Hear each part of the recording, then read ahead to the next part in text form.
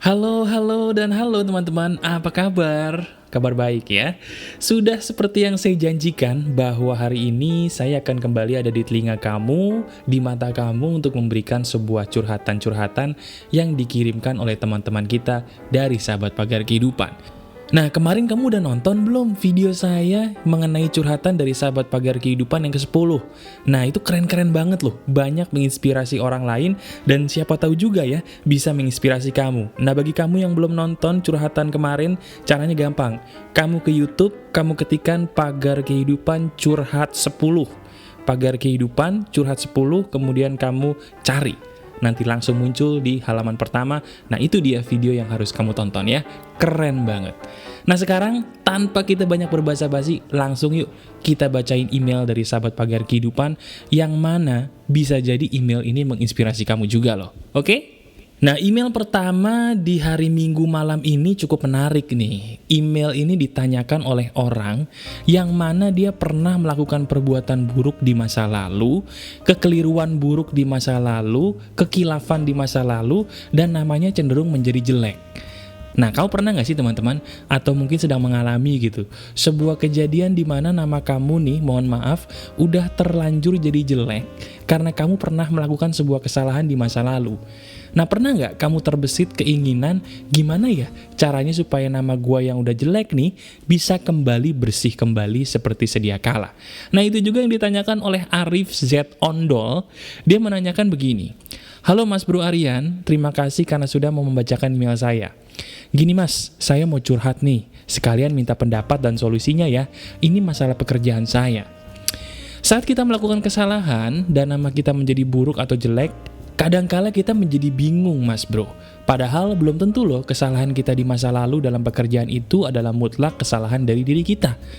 Nah, gimana caranya agar kita bisa membersihkan nama atau citra diri kita lagi? Kadang saya masih nggak bisa terima dengan hal itu, Mas. Dan bagaimana caranya agar kita nih bisa diberi kepercayaan lagi dalam sebuah pekerjaan, seandainya memang di masa lalu kita pernah melakukan kesalahan. Syukur-syukur bisa naik jabatan lagi, tapi saya mau nih caranya, Mas Bro, tanpa harus menjilat atau mencari kambing hitam kepada atasan. Ada nggak sih cara halal seandainya kita melakukan kesalahan dalam pekerjaan bisa memperbaiki nama baik kita dengan sendirinya untuk masa depan yang lebih baik? Terima kasih atas jawabannya Mas Bro, terima kasih Pagar Kehidupan, salam sukses Pagar Kehidupan." Oke, pertanyaannya cukup bagus ya Arif ya, ini pertanyaan yang dimiliki oleh sejuta umat.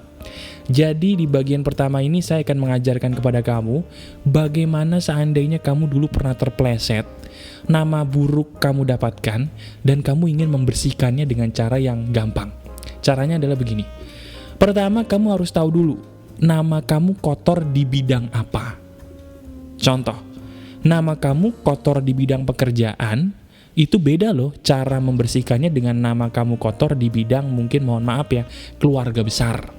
Seandainya nama kamu di keluarga besar udah jelek, jelas beda cara kita ngobatinnya atau membersihkannya seandainya nama kamu jelek di pekerjaan. Nah, pertama kamu harus tahu dulu nama gua ini pengen diperbaiki di mana? Di pekerjaan kah? Di keluarga kah? Atau mungkin di hubungan asmara kah? Masing-masing beda caranya. Nah, saya akan menjelaskan kepada kamu satu persatu karena ini pertanyaan yang pastinya dimiliki sejuta umat. Yang pertama dalam pekerjaan. Kalau dalam pekerjaan, itu mutlak yang namanya ada yang disebut dengan kepercayaan. Kepercayaan itu, kalau kata orang mahal. Dan memang betul, kepercayaan itu membangunnya susah loh. Kalau kamu sudah membangun kepercayaan, kemudian kamu mendustakan kepercayaan itu, nggak menjaga nama baik kamu dan kamu membohongi orang dalam pekerjaan, itu susah buat menjaganya atau mengembalikannya kembali. Nah, seandainya pun bisa, caranya nggak gampang. Caranya adalah bagaimana mas bro? Caranya, pertama, kamu harus mau bekerja keras untuk membuat sebuah prestasi yang tidak biasa dari orang-orang pada umumnya di tempat kamu bekerja. Sekali lagi ya, kamu harus mau bekerja keras untuk bekerja lebih keras lagi daripada biasanya supaya kamu mendapatkan hasil yang tidak biasa didapatkan oleh teman-teman seangkatan kamu dalam pekerjaan kamu. Contoh nih, misalnya dalam pekerjaan kamu bekerja ceritanya ya sebagai agen asuransi. Ceritanya waktu itu kamu pernah nih secara nggak sengaja khilaf, nipu klien kamu sampai klien kamu tuh ngerasa tertipu dengan penjualan asuransi kamu. Nah, cara menebusnya bisa nggak? Bisa. Cara menebusnya adalah pertama kamu minta maaf secara terbuka. Bener-bener terbuka, saya menyesal, saya minta maaf. Yang kedua, kamu lakukan perubahan mutlak dengan prestasi yang luar biasa. Wow, yang biasanya kamu kalau bekerja sebagai agen asuransi sebulan cuma dapat 10 klien, sekarang kamu niatin sebulan dapat 20 klien. Wah, ketika kamu dapat 20 klien, nanti kan kamu akan dapat penghargaan tuh dari kantor kamu. Kamu akan dapat apresiasi. Nah, apresiasi ini kalau dikumpulin akan mengembalikan nama baik kamu loh dalam pekerjaan. Ya, jelas ya? Jadi yang pertama, minta maaf dulu secara terbuka. Yang kedua, berprestasinya lebih tinggi dibandingkan orang-orang pada umumnya di tempat kerja kamu. Wah mas bro, susah banget ya, memang susah. Salah sendiri kamu tidak menjaga kepercayaan. Gak apa-apa ya, yang penting masih ada jalan. Coba kamu berusaha lebih kuat lagi, pasti kalau dikumpulin penghargaan itu, lama-lama nama kamu bersih dengan sendirinya. Dicoba deh. Nah itu kalau untuk pekerjaan. Bagaimana seandainya nama kamu nih, mohon maaf, buruk di keluarga besar? Ceritanya nih, curhat-curhat yang sering saya dengar, ada orang yang menghamili pasangannya di luar nikah. Otomatis, kalau kamu secara tidak sengaja menghamili pasangan kamu di luar nikah, nama kamu kan akan tercemar tuh di keluarga, terutama keluarga besar. Nah, cara ngobatinya gimana? Sama. Yang pertama, kamu secara terbuka mengatakan, saya mohon maaf karena saya khilaf. Itu yang pertama. Yang kedua, bertanggung jawablah dengan apa yang sudah kamu kerjakan. Misalnya, kamu ngehamilin anak orang, jangan ditinggalin, nikahin baik-baik. Secara terhormat, secara normal, dan secara religi. Bukan hanya sekedar nikah. Betul-betul nikah yang sakral.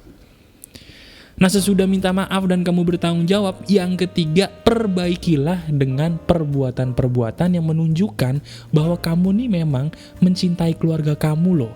Kamu tahu nggak, sebenarnya nih keluarga besar kamu yang dulu menghujat kamu ketika kamu nggak sengaja menghamili pasangan kamu di luar nikah, ketika anak kamu lahir dan lucu, mereka tuh rebutan loh sama anak kamu, percaya apa enggak? Loh kok mas bro tahu dari mana? Iya saya tahu, karena saya pernah melihat dengan mata kepala saya sendiri, orang ada yang hamil di luar nikah dihujat. Begitu udah nikah dan anaknya ternyata lucu, jadi rebutan tuh, dicubit-cubit, dipinjem, mau diajak jalan-jalan, padahal awalnya mereka yang menghujat. Ya, itu fakta. Jadi intinya, kalau yang namanya salah itu wajar, yang tidak wajar adalah kamu lari dari tanggung jawab. Itu tidak wajar. Ya. Nah, bagaimana kalau yang ketiga, Mas Bro? Gua nih pengen memperbaiki kepercayaan gua dengan pasangan. Gua pernah khilaf, Mas Bro, secara nggak sengaja mukul pasangan gue. Atau mungkin kamu juga pernah gitu ya, nggak sengaja, Mas Bro, gua khilaf, gue selingkuh. Sampai akhirnya pasangan gue mutusin gue dan merasa tidak percaya lagi sama gue. Cara mengembalikannya gimana? Nah, kalau untuk masalah pasangan ini rada susah, teman-teman. Susah, karena saya selalu ngasih tahu, kalau dalam hubungan asmara, semua hal itu boleh ditoleransi kecuali dua hal. Bener, semua boleh ditoleransi kecuali dua hal. Yang pertama, KDRT. Yang kedua, perselingkuhan. Itu tidak boleh ditoleransi. Pukul-pukulan dalam hubungan asmara, putusin atau ceraikan. Yang kedua, perselingkuhan, putusin juga, ceraikan juga. Jadi seandainya kamu pernah selingkuh, walaupun katanya kamu khilaf, kamu sudah harus rela untuk kehilangan pasangan kamu. Jadikan itu sebagai pelajaran supaya tidak terulang lagi di hubungan kamu yang berikutnya. Ya, jadi untuk yang pasangan mohon maaf saya tidak bisa bantu karena itu sangat susah dan sudah risiko kamu untuk kehilangan pasangan seandainya kamu memang berselingkuh. Makanya jangan berselingkuh dong, hargai pasangan kamu dengan sebaik-baiknya cinta. Oke? Nah, pertanyaan ini juga keren nih. Pertanyaan yang kedua yang ada di email saya kali ini keren sekali. Pertanyaan ini ditanyakan oleh seseorang yang memang nggak mau disebutin namanya. Pertanyaannya adalah simple. Mas Aryan, saya mau tanya deh, tapi tolong nama saya jangan disebutin ya. Saya mau nanya, bagaimana sih cara supaya saya bisa menjadi orang yang bernilai di hidup ini? Hebat ya? Pertanyaannya simple, tapi kena gitu loh. Gimana caranya bisa menjadi orang yang bernilai di dalam hidup ini? Teman-teman, nggak semua orang loh, percaya atau enggak, yang umurnya udah berumur mengerti bagaimana cara menjadi orang yang bernilai. Nah, bernilai itu apa sih, Mas Bro? Bernilai itu intinya kamu berguna bagi orang dengan menjadi diri kamu sendiri yang terbaik. Sekali lagi saya ulangi. Bernilai itu intinya kamu menjadi diri kamu sendiri yang terbaik dan ada gunanya buat orang lain. Contohnya, saya nih punya kelebihan sama Tuhan, dikasih pandai berbicara, pandai memberikan motivasi dan inspirasi. Kemampuan saya merangkai kata ini secara spontan bisa dibilang di atas rata-rata. Nah, saya tidak lantas menyombongkan diri, tapi saya gunakan ini untuk menolong banyak orang. Ngerti nggak? Nah, jadi kamu, kalau ingin menjadi bernilai, kamu lihat dulu. Apa sih kelebihan gue dibandingin teman-teman gue? Apa sih kelebihan gue dibandingin adik kakak gue? Apa sih kelebihan gue dibandingin orang-orang yang ada di sekitar gue? Nah, biasanya kalau saya ngomong gini, kamu bakal bilang, aduh Mas Bro, gue gak tahu nih. Loh, kenapa? Soalnya gue ngerasa kayaknya gak punya kelebihan deh Mas Bro. Gimana ya? Nah, pernah gak kamu ngerasa gitu? Kayaknya diri gue nih gak ada kelebihan apa-apa Mas Bro. Diri gue nih cupu banget. Gak kayak lu, gak kayak teman-teman gue yang lain. Gue tuh gak ada apa-apanya. Gimana dong kalau gue gak punya kelebihan? Jawabannya adalah gak mungkin. Tuhan itu maha adil, teman-teman. Gak mungkin setiap orang yang lahir di dunia ini tidak dibekali kelebihan, itu gak mungkin. Yang ada, bukan kamu gak punya kelebihan, tapi belum ketemu. Sekali lagi, belum ketemu. Nah, cara menemukannya gimana? Cara menemukannya gampang. Pertama, kamu inget deh, pujian apa sih yang paling sering diberikan oleh teman-teman kamu kepada kamu? Pujian lo ya. Ada nggak ketika kamu kumpul sama teman-teman, terus teman-teman kamu nih muji, ih gila lu kok keren banget sih di bagian ini. Coba inget-inget deh, pujian apa yang pernah dikatakan teman kamu sama kamu. Dan bisa jadi pujian itu sering. Kalau nggak ada sama teman, sama keluarga deh. Pernah nggak ketika kamu lagi ngumpul sama kakak adik kamu, sama saudara-saudara kamu, tiba-tiba kamu melakukan suatu hal itu dan kamu dipuji gitu? Ih keren banget sih, kok lu bisa sih? Nah, pujian-pujian itu sebenarnya signal loh. Bener signal bahwa di situ loh kelebihan yang Tuhan berikan kepada diri kamu. Pikirin deh, kapan terakhir kali kamu dipuji dan pujian-pujian apa yang rata-rata diberikan mereka kepada kamu? Apakah ketika kamu memasak? Apakah ketika kamu bermain musik? Apakah ketika kamu berbicara? Ketika kamu baca puisi? Ketika kamu membuat tas kerajinan tangan? Apapun itu kamu ingat-ingat. Nah, itu dia kelebihan kamu, dan mulai dari situ bagikan kelebihan itu untuk menolong orang lain. Cara itu yang bisa kamu gunakan untuk menjadi orang yang bernilai. Jelas ya? Jadi bagi kamu yang sekarang bukan menjadi orang yang bernilai atau belum merasa menjadi orang yang bernilai, coba deh pikirin kelebihan kamu apa dan bagikan kelebihan kamu itu untuk menolong orang lain. Di situ kamu akan menjadi pribadi yang bernilai. Gampang kan? Nah, kisah yang ketiga ini cukup unik nih teman-teman. Kisah ini berhubungan dengan percintaan. Jadi gini, dengerin baik-baik. Ada salah satu sahabat pagar kehidupan yang waktu saya membacakan cara kita untuk menjalani asmara dengan baik ala pagar kehidupan, kalau kamu suka mendengarkan video saya tentang cinta, saya pernah bilang ya, bahwa kita nih sebagai laki atau perempuan, ketika memang suka sama orang, nyatakanlah sebelum terlambat. Iya kan, saya pernah bilang gitu ya. Nah, percaya atau enggak, ada sahabat pagar kehidupan yang sudah mempraktekannya. Nah, dia ini perempuan, dia mempraktekkan itu kepada cowok, dan kemudian dia bingung bagaimana caranya menahan rasa malu seandainya memang pernyataannya itu ditolak sama si cowok.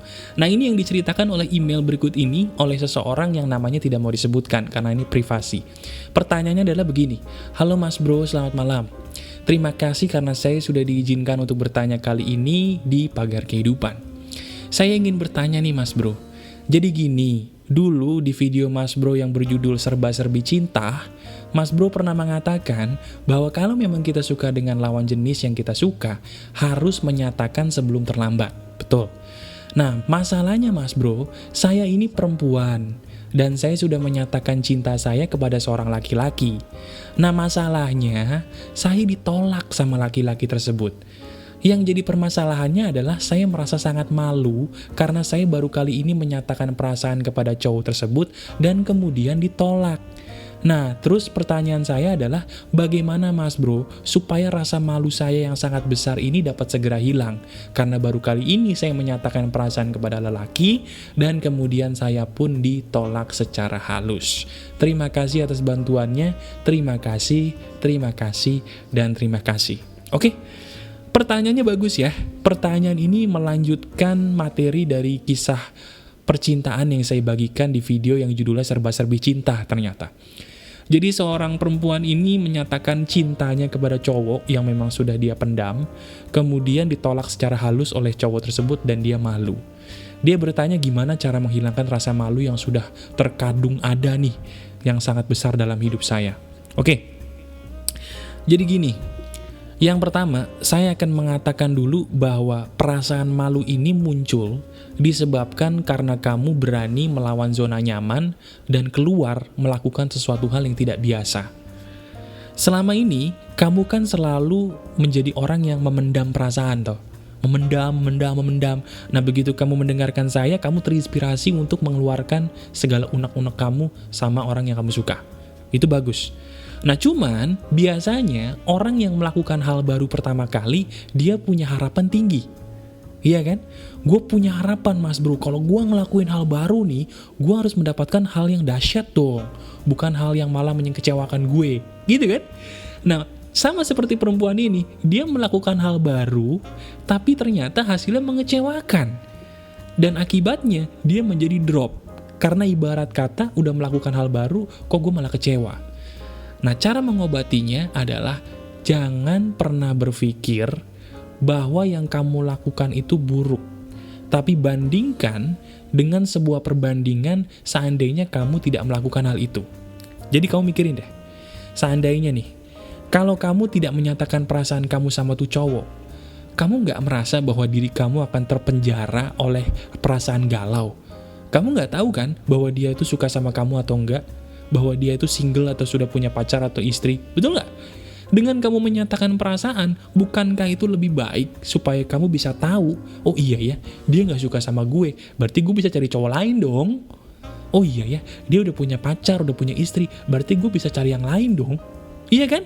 Kalau kamu membuat pemikirannya dengan perbandingan seperti itu, kamu akan merasa, iya juga sih, semalu-malunya gue, tapi kan setidaknya gue lebih baik seperti ini, daripada gue memendam perasaan, tapi ujung-ujungnya gue gak tahu nih, dia suka gak ya sama gue? Dia mau gak ya sama gue? Gitu. Iya kan? Bener gak teman-teman? Setuju gak? Karena paling gak enak dalam hidup ini tuh ngayal. Ngayal itu gak enak. Karena apa yang kamu ngayalin ini belum tentu jadi kenyataan. Iya kan? Mikirin, waduh, bersama pangeran, terbang naik kuda terbang. Tiba-tiba kudanya ketinggalan di bawah. Lu terbangnya pakai capung. Ya, namanya juga mimpi, ya kan? Mimpi siang bolong. Betul nggak? Nah ini, supaya tidak terjadi mimpi di siang bolong, kamu lebih baik nyatakan secepatnya. Dari situ, baru nanti kamu akan ngelihat, pantas gak sih kamu sama dia untuk meneruskan impian-impian, khayalan-khayalan yang ada di kepala kamu. Kalau kayak kamu nih, udah jelas ditolak, kan bisa stop ngayal dong. Daripada ngayal, mendingan buka diri untuk cowok lain. Iya kan? Setuju gak teman-teman? Gitu caranya. Jadi buat kamu, udah maju lagi, buatkan diri kamu kebahagiaan dengan bersyukur bahwa alhamdulillah nih, gue udah menyatakan perasaan. Dengan begitu, gue bisa tahu dia suka gak sama gue. Gitu, ya. Buka diri kamu untuk hal yang baru. Oke ya? Nah, sekarang email berikutnya nih agak sedikit unik nih teman-teman. Email ini diceritakan oleh seseorang yang bernama Muhammad Alif Tosanaji. Pertanyaannya cukup panjang, intinya begini. Mas bro, saya punya kepribadian tipe plekmatis. Saya punya kepribadian yang gampang menerima segala sesuatu apa adanya, Mas bro. Saking saya gampang menerima segala sesuatu apa adanya, Mas bro, saya ini tipe orang yang gampang sekali bersyukur. Malah pernah, Mas bro, ada orang-orang di sekitar saya tuh ngiri sama saya. Ngiri karena saya ini kok gampang banget mensyukuri segala sesuatu yang ada di sekitar saya. Sehingga saya menjadi orang yang gampang banget bahagia. Nah cuman lama-kelamaan mas bro, saya jadi menyadari nih, saya kok hidupnya jadi gini-gini aja gitu loh, kayak nggak ada tantangannya. Nah pertanyaan saya adalah, bagaimana seandainya saya ini menjadi orang yang terlalu cepat puas, terlalu santai, terlalu gampang mengikuti arus gitu loh, sehingga hidup saya tuh kayaknya gini-gini aja. Apa yang terjadi dengan saya sih mas bro? Saya bahkan tidak tahu lagi nih, baik buruknya sifat saya seperti ini. Saya mulai merasa ada yang tidak beres, karena setelah dipikir-pikir, hidup saya ini jadinya biasa-biasa aja gitu. Saya jadi ingin merasa lebih baik. Tolong dong mas bro, bantu saya. Apakah sifat saya ini salah? Dan kalau memang salah, tolong berikan saya jalan keluar. Terima kasih, mohon pencerahannya. Oke, terima kasih juga Muhammad Alif. Email kamu cukup bagus, karena email kamu belum pernah ditanyakan ya oleh orang-orang yang ada di email saya, Sahabat Pagar Kehidupan. Jadi begini Muhammad, yang namanya manusia itu sifatnya macam-macam. Oke? Ada seperti kamu yang plekmatis, ada yang melankolis, dan juga ada yang mungkin tipe-tipe lain yang saya nggak tahu. Cuman intinya, apapun jenis karakter kamu teman-teman, selama kamu melakukan perbuatan-perbuatan terpuji, kamu nggak usah repotin deh, kamu tuh salah apa enggak. Contohnya kayak Muhammad Alif ini nih, dia memang punya karakter gampang bersyukur, apa adanya, bahkan cenderung mengikuti arus. Itu tipe orang plekmatis. Nah dia ngerasa nih, tipe orang yang kayak gini nih kayaknya salah nih, karena membuat hidupnya jadi biasa-biasa aja. Padahal menurut saya, kamu Muhammad Alif tuh gak ada salah loh. Pertama, kamu udah menjadi orang yang gampang bersyukur. Berapa banyak coba sahabat Pagar Kehidupan yang mendengarkan suara saya, berapa banyak diantara kamu yang sampai detik ini susah bersyukur? Banyak gak? Banyak kan? Nah ini nih, ada orang udah gampang bersyukur tapi masih juga bingung, kira-kira gue salah gak ya? Jadi buat saya Muhammad Alif, sifat kamu sudah betul. Hanya selalu tentukan tujuan hidup yang lebih tinggi dari zona nyaman kamu. Misalnya, kamu sekarang kerjanya apa nih? Misalnya kamu karyawan, kamu udah berapa tahun kerja di situ? Kamu udah puas, pasti puas ya karena kamu plekmatis. Coba dong kasih tantangan. Misalnya kerja di tempat lain kayak yang lebih bonafit. Kalau selama ini kamu puas dengan kerjaan kamu, cari tantangan baru di kantor lain yang lebih menantang buat kamu. Resign dari kantor itu, cari kantor lain yang lebih membuat kamu jadi tertantang. Dari situ nih, kamu dengan sifat kamu yang gampang bersyukur, percaya atau enggak rezeki kamu juga akan bagus loh. Loh kok mas bro tahu dari mana? Ya iya dong, orang itu kalau rezekinya mau bagus cuma ngelakuin 3 hal teman-teman. Pertama dia bersedekah, kedua dia bersyukur, ketiga berusaha seperlunya. Ayo ulangin lagi, bersedekah, bersyukur, berusaha secukupnya. Bersedekah, bersyukur, berusaha secukupnya. Nah Muhammad Alif ini dia udah jago bersyukur, sampai teman-teman yang ngiri. Bagus, tambahin sedekah dong. Ya kan, udah sedekah baru usaha secukupnya, naikin level, hindari zona nyaman, selalu pasang target yang lebih tinggi dari yang sudah pernah kamu capai. Itu aja. Nanti dari sini nih Muhammad Alif, kalau kamu praktekin apa yang saya katakan ini, tiba-tiba kamu ntar bisa laporan sama saya. Wih mas bro, gue dulu pernah curhat sama lu, saran lu gue praktekin, sekarang gue udah punya perusahaan 2. Yeah, mantep gak tuh? Lu mau gak kerja sama gue? Ya kan, siapa tahu dikasih gedungnya gitu kan, gedungnya kamu jadi gedung saya di Pagar Kehidupan, lumayan kan kantor kita sebelahan, begitu nggak Muhammad Alif? Iya kan? Nah jadi gitu ya, kamu nggak usah ributin, kamu semua yang dengerin saya karakter kamu tuh gimana, semua karakter itu bagus, intinya harus memperhatikan, gue tuh pandai bersyukur nggak sih, gue tuh suka sedekah nggak sih, gue udah berusaha belum. Kalau udah tiga-tiganya oke, diem, gak usah diprotes. Itu sudah di jalan yang benar. Oke? Jelas ya semuanya ya? Mantap kan? Mantap. Nah kali ini kita sudah sampai email terakhir. Nah email terakhir ini justru paling seru nih. Email terakhirnya seru dan kamu wajib mendengarkannya karena ini keren banget.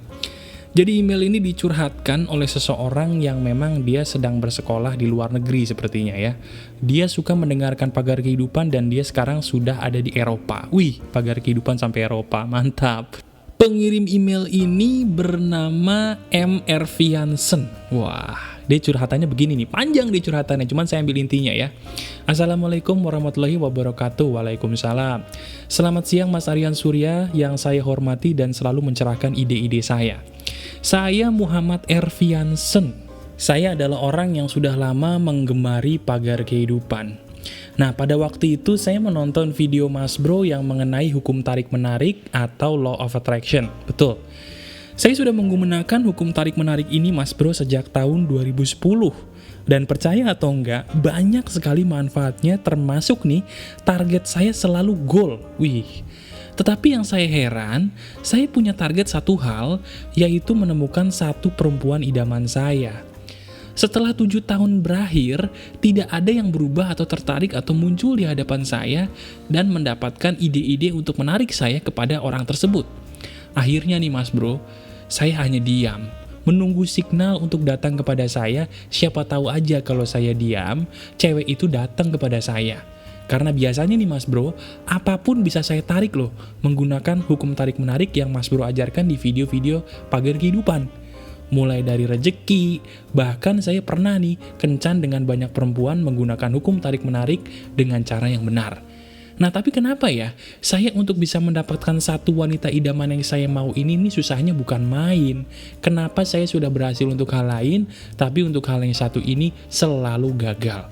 Pertanyaan saya, apakah ada yang salah dengan cara saya menggunakan hukum tarik-menarik, ataukah memang ada penjelasan lain yang belum saya mengerti sehingga saya gagal menerapkan hukum tarik-menarik ini?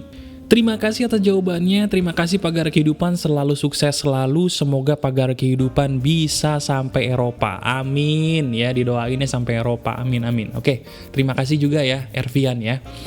Jadi begini, teman kita yang di Eropa yang satu ini teman-teman, dia ini punya masalah yang unik juga nih. Dia pernah mempraktekkan hukum tarik-menarik yang saya ajarkan di video, dan banyak memang perubahan dalam hidup dia ya. Mulai dari pekerjaan yang cepet goal katanya, kemudian dia juga gampang kencan dengan perempuan lain yang dia mau.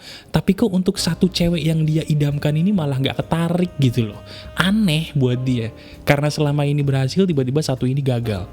Nah begini ya, saya bilang hukum tarik-menarik ini bukan berarti keinginan kamu semua bisa terkabul. Saya ulangi, metode The Secret atau hukum tarik-menarik ini bukan berarti semua keinginan kamu bisa terkabul. Saya menyebutkan bahwa dalam hukum tarik-menarik itu sebenarnya kita hanya memanfaatkan atribut yang sudah diberikan Tuhan kepada semesta alam. Jadi sama seperti hukum gravitasi, ketika kamu jatuhin nih, coba ada bolpen kamu jatuhin ke bawah. Itu kan bisa jatuh gara-gara hukum gravitasi kan? Apakah gara-gara bolpen itu jatuh ke bawah, kamu mengatakan bahwa Tuhan itu nggak ada? Sehingga kamu mengatakan bahwa, oh gue menguasai gravitasi. Enggak kan? Sama dengan hukum tarik-menarik. Mungkin kamu bisa menggunakan hukum tarik-menarik ini untuk jadi sukses pekerjaan. Bisa kencan dengan perempuan manapun yang kamu mau. Dapat teman yang oke dan sebagainya. Tapi harus ingat, semua itu harus menggunakan izin dari Tuhan semesta alam. Jadi yang masalah kamu di sini, kamu nih sebenarnya lagi pengen disadari sama Tuhan semesta alam. Jangan sombong, gak semua yang kamu pikirin itu bisa jadi kenyataan. Kamu perlu izin dari Tuhan semesta alam. Nah, saran saya buat kamu begini, coba deh, mulai sekarang kamu minta ampun dulu sama Tuhan semesta alam. Karena biasanya nih, orang yang udah sering pakai hukum semesta alam yang namanya tarik-menarik dan berhasil nih, agak sombong orangnya. Saya nggak mengatakan kamu sombong ya, saya nggak mengatakan kamu sombong. Tapi biasanya orang-orang yang sudah berhasil menggunakan The Secret, dia akan mengatakan bahwa dirinya itu menyerupai Tuhan. Wah, itu bahaya itu. Itu bahaya itu. Nah, sekarang buat kamu, dan buat teman-teman yang lain yang kasusnya sama nih, seperti teman kita yang di Eropa ini, pertama minta ampun dulu. Minta ampun dulu kepada Tuhan semesta alam bahwa kamu siapa tahu ada perasaan sombong dalam diri. Nah sekarang caranya kamu ganti. Kamu berdoa sama Tuhan semesta alam dengan rendah hati, minta izin untuk menaklukkan hati, pujaan hati kamu tadi, si perempuan tadi. Ya, kalau saya sih feelingnya gitu. Selama ini nih mungkin kamu dapat apapun gampang, cepet banget. Nah itu membuat kamu jadi agak sombong secara nggak langsung dalam hati ya. Nah sekarang coba, dalam tanda kutip tobat. minta ampun sama Tuhan semesta alam, dan mulai dari bawah lagi. Berdoa dengan cara doa yang tidak nodong. Ada tuh videonya. Ketikan di YouTube, doa tidak nodong pagar kehidupan. Pakai cara itu deh. Nah, nanti dari situ, cara berdoa yang sopan, yang santun, minta izin sama yang maha kuasa. Tiba-tiba tuh perempuan yang tadinya nggak mau sama kamu, yang kamu idam-idamkan itu, bisa tiba-tiba datang. Nah, kalau sampai dia datang menggunakan cara ini, berarti benar perkiraan saya, bahwa ada maksud Tuhan semesta alam buat kamu, supaya kamu tidak sombong. Mentang-mentang bisa pakai hukum The Secret tuh, tarik-menarik, terus kamu ngerasa diri kamu Tuhan. Bahaya. Bukan apa-apa, saya punya temen, dia jago tuh menggunakan hukum tarik-menarik. Dapat apapun yang dia mau, hampir dia dapat. Jadinya sombong bukan main. Dia menyatakan bahwa Tuhan itu sebenarnya kita. Wih, jangan sampai kamu seperti itu ya. Jangan, itu berdosa. Oke? Di atas langit selalu ada langit. Sejago-jagonya kita memancing apapun menggunakan hukum tarik-menarik, masih ada izin Tuhan yang harus kita dapatkan supaya semuanya bisa berjalan dengan baik. Oke? Jelas ya? Saya senang sekali nih kalau kamu yang bertanya ada dari Eropa, dari Amerika, dari Asia ya. Mudah-mudahan pagar kehidupan bisa sampai ke sana dan saya pun bisa hadir di tengah-tengah kamu. Amin. Mohon doanya ya untuk Erviansen ya. Nah, teman-teman, kita sudah ada di ujung materi nih. Gimana? Apakah video yang saya bagikan di hari ini cukup menginspirasi kamu? Ada nggak 1-2 kisah di antara video saya di hari ini dan di hari kemarin gitu ya, yang bisa membuat kamu jadi terbuka pikirannya di dalam menjalani hidup? Nah, sekarang gini teman-teman. Ada beberapa orang yang percaya bahwa menjadi orang yang lebih baik itu susah.